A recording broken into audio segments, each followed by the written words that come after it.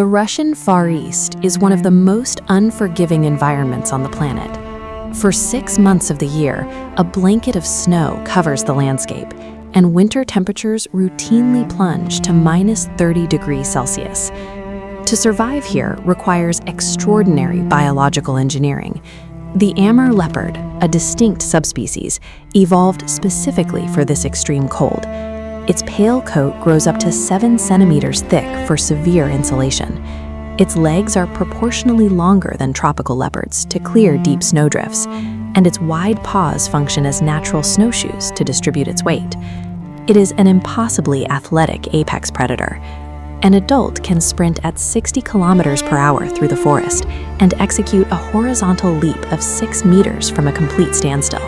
To protect its kills from scavengers, an Amur leopard can drag a deer carcass weighing 3 times its own body weight straight up a vertical tree trunk, using nothing but the sheer mechanical strength of its legs, shoulders, and jaw.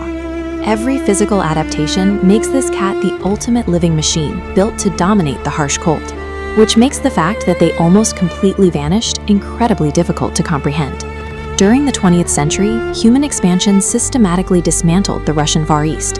Unchecked industrial logging and agricultural development cut directly through the ancient, continuous forests these leopards had roamed for thousands of years. This process is known as habitat fragmentation. The continuous map shattered into shrinking, isolated islands. Cut off from mates, the genetic pool contracted, weakening the species. As human settlements expanded, heavy hunting depleted the local deer. Their food source vanished, forcing starvation. The final blow was targeted poaching. Because rarity drives up black market prices, a single Amur leopard pelt could sell for thousands of dollars. Poachers picked off the starving, genetically isolated survivors. By 2007, a comprehensive field survey delivered devastating results. There were exactly 30 Amur leopards left in the wild. 30 individuals. The mathematical models indicated an inescapable slide to zero. Biological perfection means absolutely nothing if the specific world you are engineered to dominate is completely dismantled around you. Reversing the damage required a massive, targeted political intervention. In 2012, the Russian government carved out 350,000 hectares of territory to establish Land of the Leopard National Park, a highly protected zone created explicitly for this single predator. But creating a boundary wasn't enough. Rangers had to actively manipulate the ecosystem inside the park. To prevent the prey population from collapsing during extreme winters, they established supplemental feeding stations for the local deer herds. You cannot save a predator without first guaranteeing the survival and abundance of its food.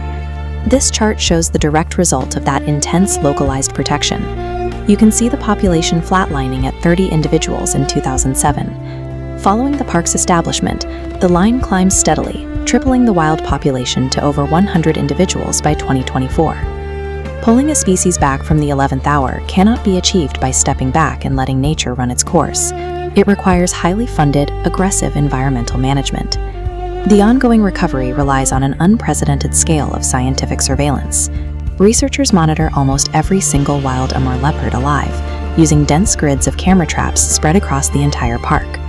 Every leopard has a unique pattern of rosettes, the circular black spots on their fur. Researchers use pattern recognition software to read these spots like a human fingerprint, logging each animal into a central database. When an animal trips a sensor in the dark, an infrared flash fires, instantly confirming its identity, mapping its territory, and logging its current health. That field data is constantly cross-referenced against a global captive population of roughly 180 leopards living in zoos. Scientists coordinate international breeding programs to maintain maximum genetic diversity, preparing heavily vetted individuals for potential future reintroductions. Rescuing a population of 30 individuals means you temporarily stop treating them as wild animals and start managing them as meticulously tracked biological assets. Tripling the population is an incredible statistical victory, but this subspecies remains incredibly vulnerable. The entire wild population is currently concentrated in one specific border region. That geographic hyperconcentration is a massive liability. A single catastrophic event, a localized disease outbreak, or a massive wildfire during a dry season could wipe out 2 decades of careful recovery in a matter of weeks. The modern world also continues to press in. Major railways and highways slice directly through active hunting territories. With numbers hovering around 110, a single vehicle collision is a severe mathematical blow to the species. And climate change poses a completely unpredictable threat. A warming ecosystem alters the distribution of deer and invites new competing predators into the region, undermining an animal specifically evolved for sub-zero isolation. All the data tracking and captive breeding in the world cannot guarantee safety when every living member of a species is trapped in a single geographic basket.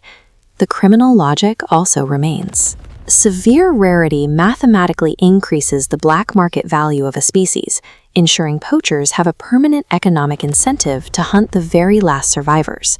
Yet, in the face of those persistent threats, camera traps in the Russian Far East continue to capture footage of wobbly, perfectly spotted cubs walking through the snow. This is an outcome biologists believed was mathematically impossible 20 years ago. Those cubs are not alive because nature naturally healed itself. They exist strictly because human beings made a deliberate, incredibly expensive choice to intervene.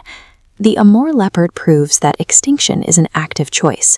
We pushed a biologically perfect predator to the absolute brink, and keeping it alive requires our permanent, engineered commitment.